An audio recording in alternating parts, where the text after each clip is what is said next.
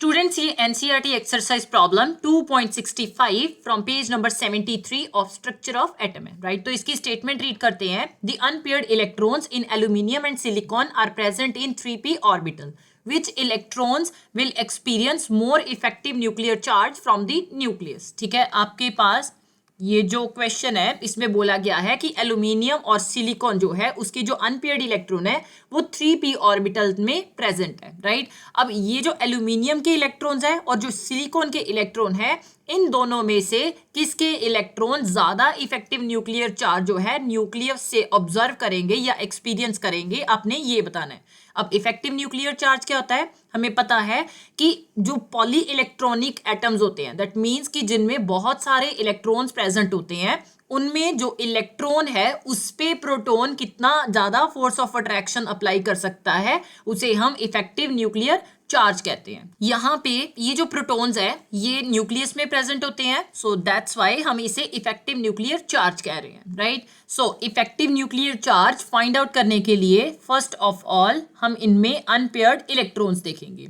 जिसमें जितने ज्यादा अनपेयर्ड ऑफ इलेक्ट्रॉन्स होंगे उस पे इफेक्टिव न्यूक्लियर चार्ज जो है वो उतना ज्यादा आएगा. सो एल्यूमिनियम में नंबर ऑफ इलेक्ट्रॉन्स कितने प्रेजेंट होते हैं? 13 प्रेजेंट होते हैं. तो हम इसकी इलेक्ट्रॉनिक कॉन्फ़िगरेशन लिख लेते हैं.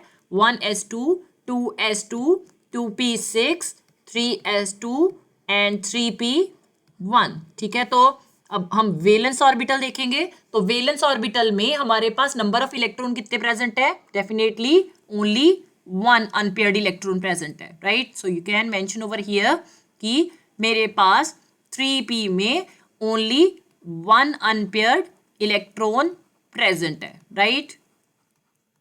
अब नेक्स्ट देखते हैं, दैट इज सिलिकॉन. सिलिकॉन का जो एटॉमिक नंबर है वही नंबर ऑफ इलेक्ट्रॉन्स बताता है, वो 14 होता है. सो 1s2, 2s2, 2p6, 3s2, 3p2 आ जाएगा, राइट? अब ये वेलेंस ऑर्बिटल आ गई. अब आप इसमें भी देख लोगे. सो इसमें अनपेयर्ड इलेक्ट्रॉन कितने आ गए?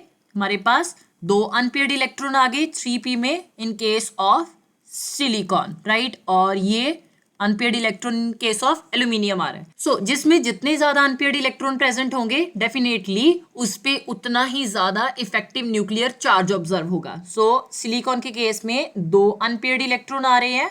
So definitely silicon will experience more effective nuclear charge from the nucleus. You can write over here unpaired electrons of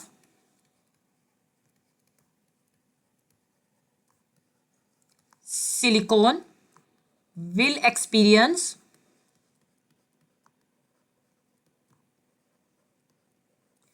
more effective nuclear